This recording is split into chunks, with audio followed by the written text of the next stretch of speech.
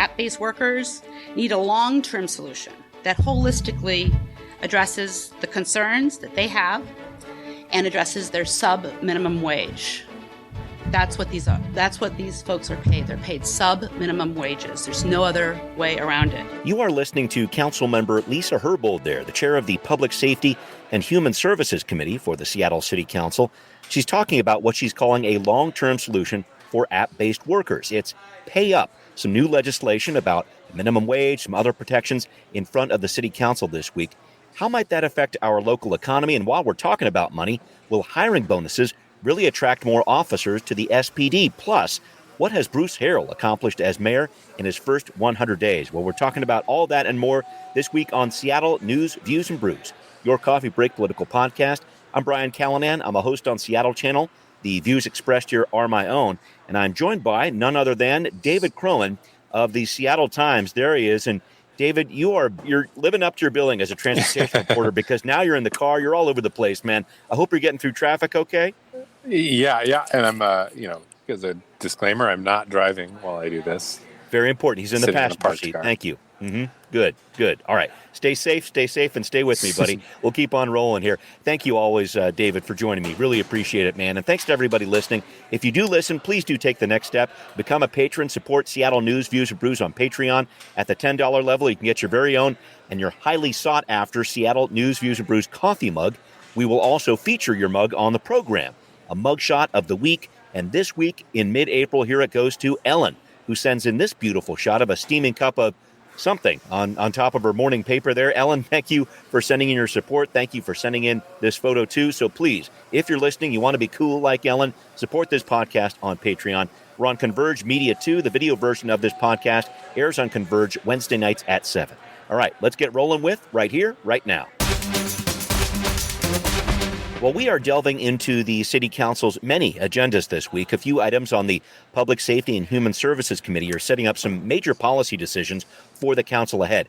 One of them is this PayUp program that we heard Councilmember Herbold talking about at the top of our show, requiring a minimum wage, some other protections like mandatory bathroom breaks, a few other things for app-based workers in Seattle. So just an overview of this to start off, David. I thought it was very interesting in the press conference about this last week that Andrew Lewis, who is the council member who's co-sponsoring this with Herbold, he framed this as, this is the future of work.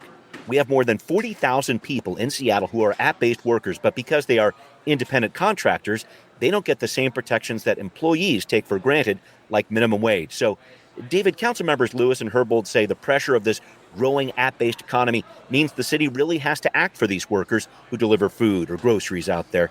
How do you look at the framing of that from their perspective? Yeah, I mean, I think it's a framing that we're hearing across the country. Especially during the pandemic, I think the fact that when there was the downturn and a lot of layoffs across industries, and it really landed hard on app-based workers. A lot of a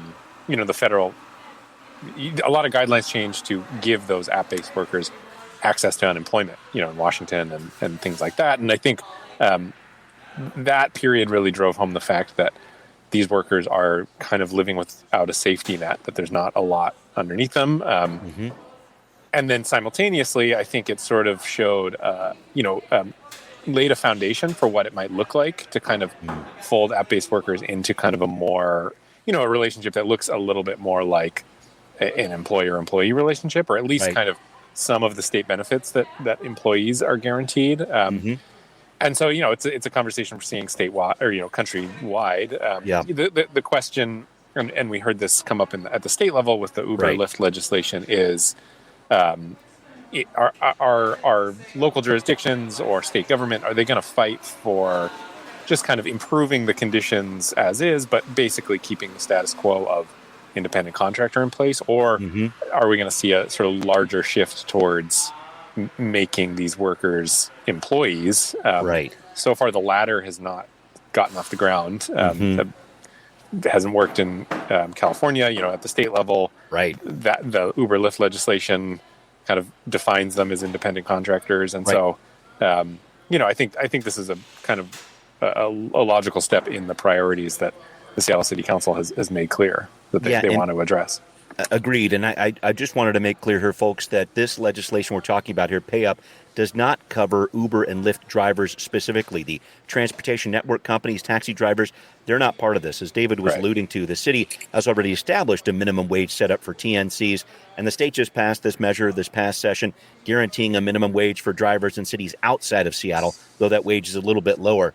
I'm just looking at PayUp here, David. With this, plenty of critical comments about this plan already, as you might expect from DoorDash, Drive Forward Washington, which is an advocacy group that gets funding from Uber. Though both of these, as I understand it from Councilmember Herbold's office, have been part of this discussion with the city. They've been talking about this for the past 12 months plus.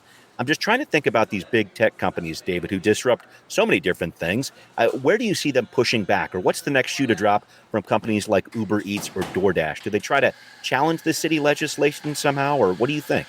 Yeah, I don't know. I mean, all I can kind of go off is what, the precedent that Uber and Lyft have set, which is they've basically gotten to a point where they are okay with setting minimum wages. They're okay with certain, maybe a little more access to unemployment insurance or L&I.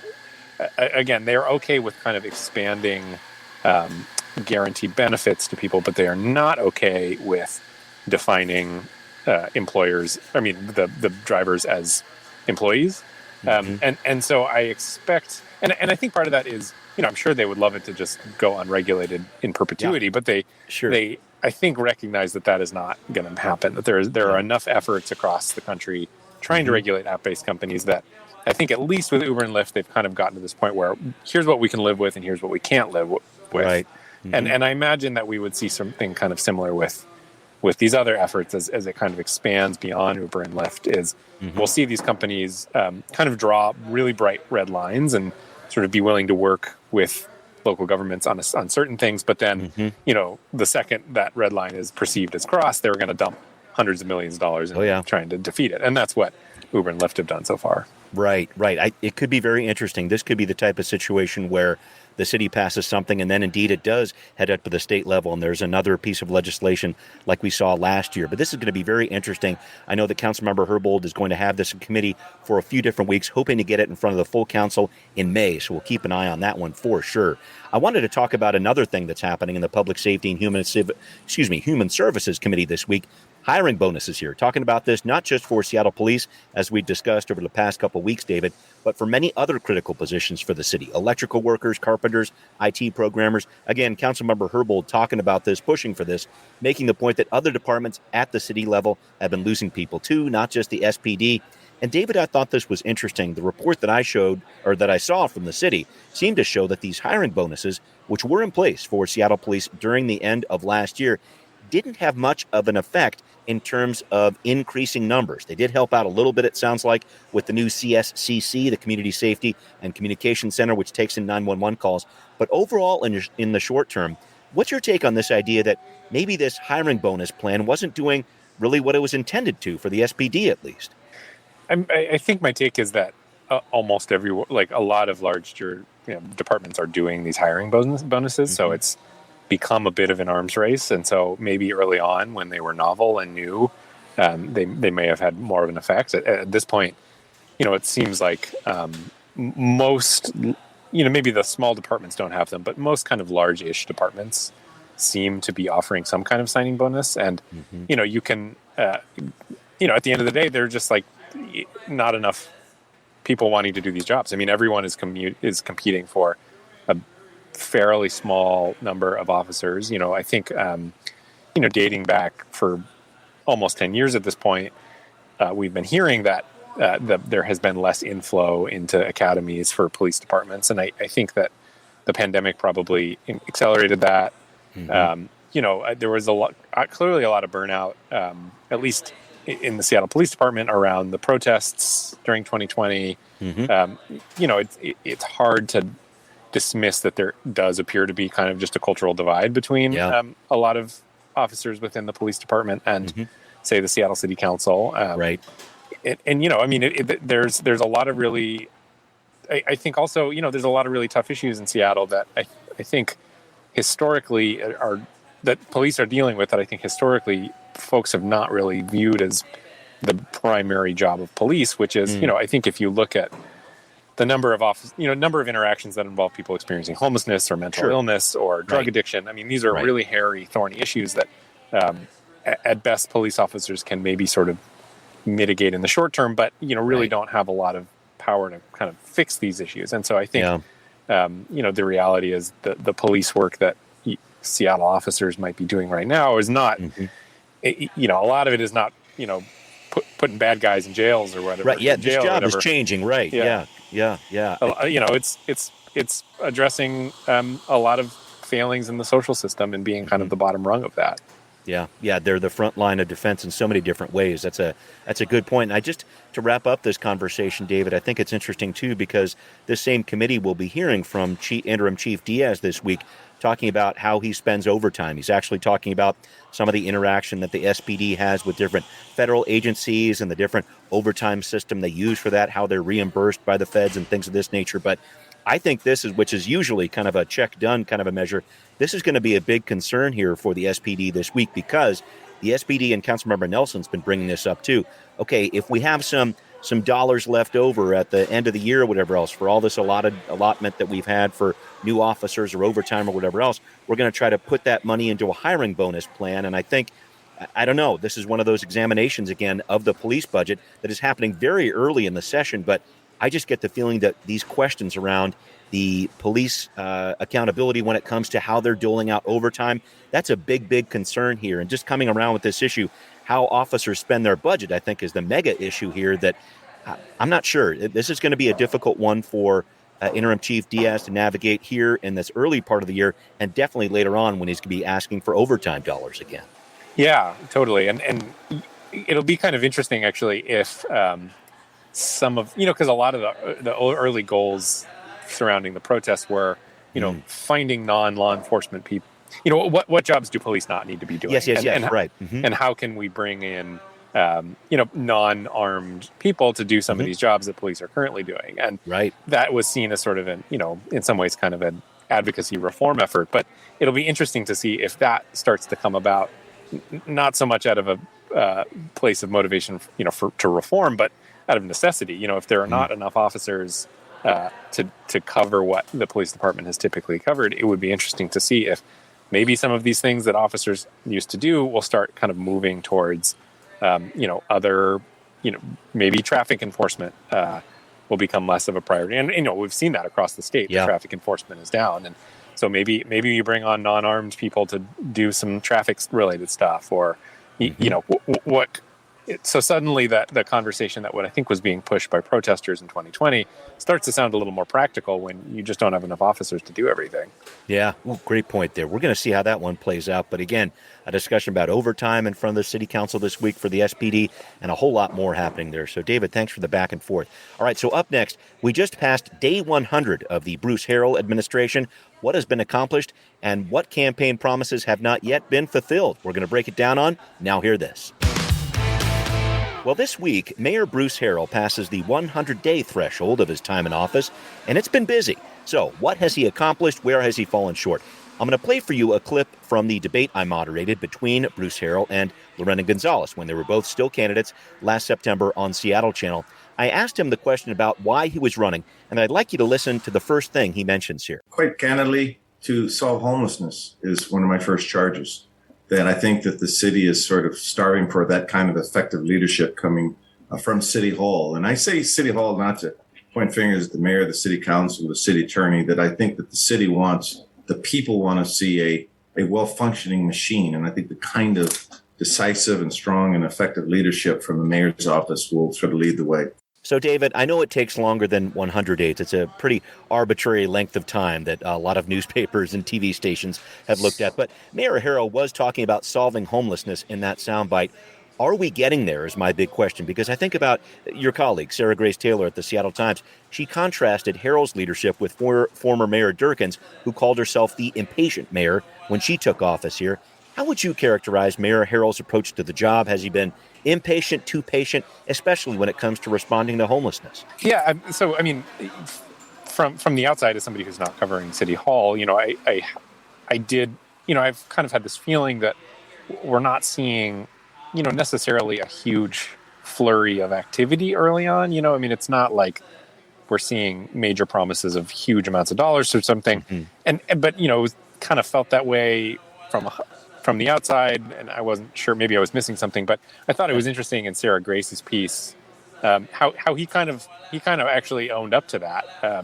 He said, I've really been spending my first 100 days kind of assessing, trying to figure out the hand I've been dealt. He keeps talking, for everything he said in the campaign about not pointing fingers, he seems to be talking about the hand he's been dealt quite a bit. Sure. Even if he's not naming specific people. But, I thought that was pretty fascinating that he is owning up to the fact that he is still kind of setting the table in a lot of ways. And, as Sarah Grace pointed out, even if you just look at staffing in the city, there's still a huge number of interim directors. We only heard, I think last week, the search committee to find a new SDOT director. So it doesn't, again, it's hard to get context on these things because they only happen every 4 years. So you kind of forget a little bit how it was 4 years ago. But it is interesting that we are not seeing, I think, the kind of cyclone of activity that you might at least expect from an early mayor, which isn't really a value judgment. I mean, maybe that's what it takes. Is he's sort of carefully plotting his course or what have you. But I don't know that he is coming across as the impatient mayor as Jenny Durkin liked to call herself. Right. And I think about that, too. I guess he has been active in some ways in that the amount of sweeps that the city has done over the past couple of months when he's been in office, that's definitely increased, about 30 of them in the first 100 days, which Sarah Grace pointed out as well. And I think looking at those homeless numbers, he was promising a lot of things on the campaign trail, like the first 1,000 units of housing would be available within the first 6 months of his tenure there, things of this nature. So he's talking about 2,000 units that would be built over the course of this year here. So I think he's trying to put some numbers together with housing specifically that are going to be really interesting to look at over the next couple months and year. And how he comes through on those promises, I think, is a big part of how his campaign, not his campaign or just his mayorship, will be measured. Absolutely. And that number 1,000, the candidates for mayor love that number 1,000. I think Jenny Durkin said the same. I think Ed Murray said 1,000. I remember, I remember talking to Sally Bagshaw. She said 1,000. And, so far, nobody has sort of hit that number in the way that they have promised. And so, maybe Bruce Harrell will be the first one, in as long as I've been a reporter, to deliver on the promise to build 1,000 homes within X amount of time. But I'm not on the homelessness beat. I'm not on the city hall beat. So I haven't been tallying how many homes have been built, but I haven't seen or necessarily heard of the kind of levels that you would expect if you were trying to get to 1,000 in 6 months. Right. And it sounds like even talking with Sarah Grace, she wasn't entirely clear that where that 1,000 would be accounted for either. So a lot of different reckoning happening there. And I guess just to wrap up this discussion, David, expectations for the next 100 days. I guess looking at a new interim chief of police and trying to figure out a permanent replacement there, looking at a new SDOT director and kind of working through there. There's some big decisions that are coming up in the next 3 months if you want to look out that far again. Yeah, and it's hard to, I think when you talk to staff in these departments, it's really hard to commit to a vision, I suppose, if you want to get a little cliche about it, which is when they don't know who their next boss is going to be. Right. And so it's not a sexy thing, but I do think at least to kind of win the buy-in of staff, it is genuinely helpful for them to know who their boss is going to be for at least the next 4 years or, somewhere close to that. And I can't remember the exact tally. I think last time I checked, it was 15 departments had interim directors. So it's, in addition to police and transportation, which are probably the big ones at this point, there's a lot of other departments that people don't think about as much that have these. So interim directors. So, I think the mayor can be a visionary on the one hand, but on the other hand, their job is to be the chief bureaucrat, which is and to make sure the city actually runs. And so, I would think that the next 6 months, or the next 100 days rather, Mayor Harrell would be putting a lot of effort into filling those jobs and kind of putting together his cabinet, because he doesn't really have a cabinet yet. He has interim directors, and that for as qualified and skilled as they may be, it's not the same thing as having a permanent appointed director. Very true. Very true. Some big choices ahead there. Well, I wanted to catch our listeners up on another topic here, David, and get your input on it, because this week, at the county level, the 3 candidates for King County Sheriff who will be selected by the King County Executive, not voted in by the people. We're going to hear a lot more about them in local media this week.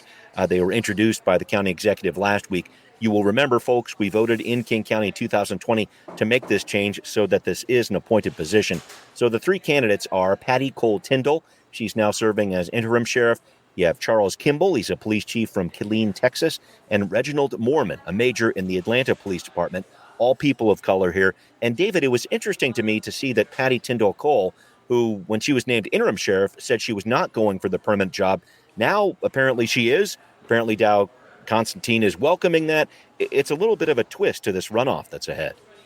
Yeah, that is interesting. I don't, obviously I don't know the kind of ins and outs of what's going on there, but it does, we've seen this with past police chief searches that they kind of like to have this question before to decide between do you want an insider, do you want somebody who knows the department, who has maybe earned the trust of the people that would be working for them, kind of knows the ropes, or do you want kind of an outsider to come in and shake up the department? And, you'd have to think that Dow Constantine and the King County Council would want at least to have the choice. And if not Patty Cole Tyndall, then who, really? So, and then, folks, people say lots of times they're not interested in a permanent job, but then, of course, in the same way that, when you ask a governor or whatever whether they're running for president, they of course demur, and then but then all of a sudden, it's easy to say I'm not interested, and then later say, oh well, duty called, and I want to be of service or whatever. So wouldn't read too much into the early statements about not being interested, but even Tom Brady said he was going to retire. Exactly. But you settle in, and maybe you think, well, hey, maybe I'm not so bad at this, and I can see myself doing this for a few years, and oh, by the way, the pay's pretty good too. But. Yeah. Well, and I just look at this. It's interesting to me to think about the fact that, David, 2 of the top cops, if you will, in our region are going to be, I guess, maybe not entirely new to the job, but they're going to be new as chiefs or new as sheriff in that role. When you think about interim chief Adrian Diaz, when you think about the interim role that Patty Tyndall Cole has on her, looking at that, I don't know if that means instability, but it certainly means a new chapter for the Seattle Police Department and the King County Sheriff's Department, I suppose.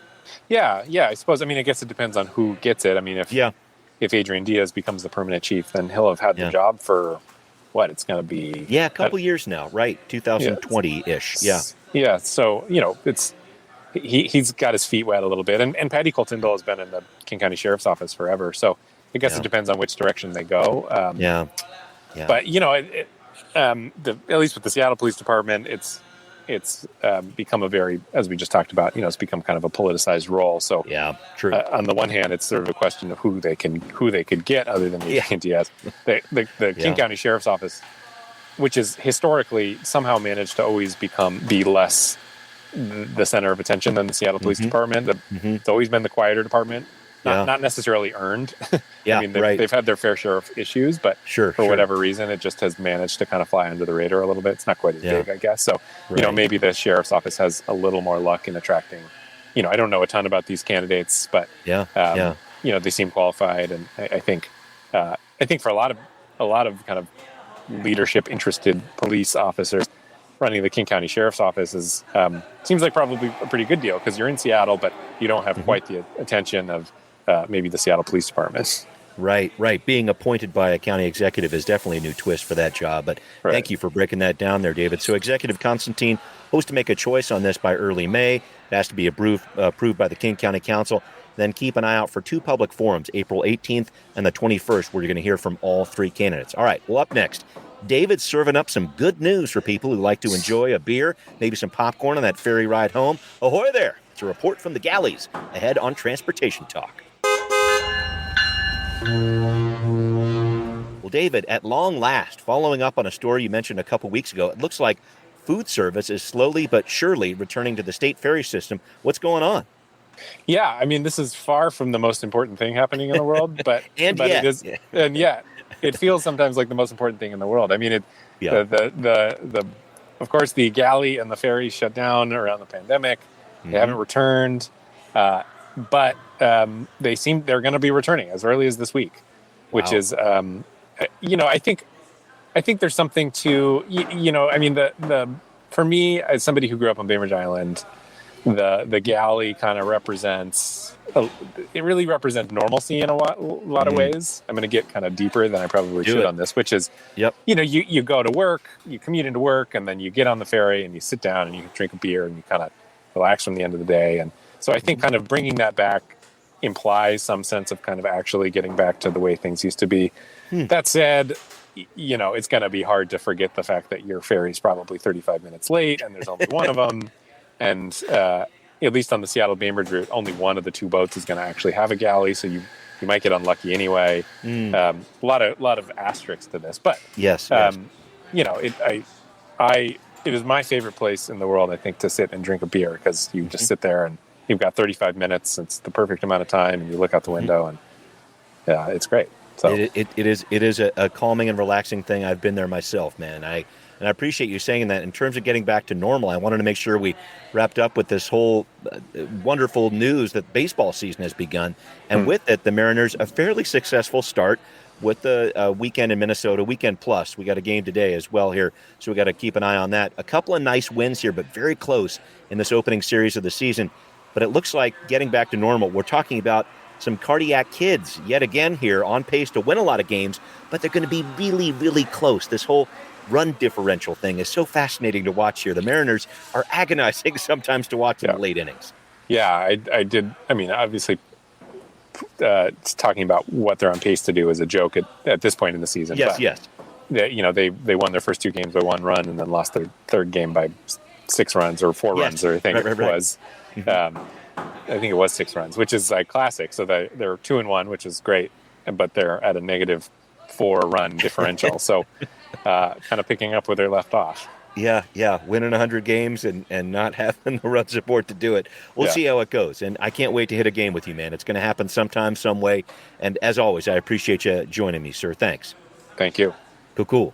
All right. Well, thanks to everybody who's listening out there at Seattle News, Views, and Brews, where you can always find out what's brewing in local politics. This podcast is available on all major platforms. And once again, if you are a listener, please do support the show on Patreon. It would be greatly, greatly appreciated. Much thanks also for watching us on Converge Media as well. We will see you next time.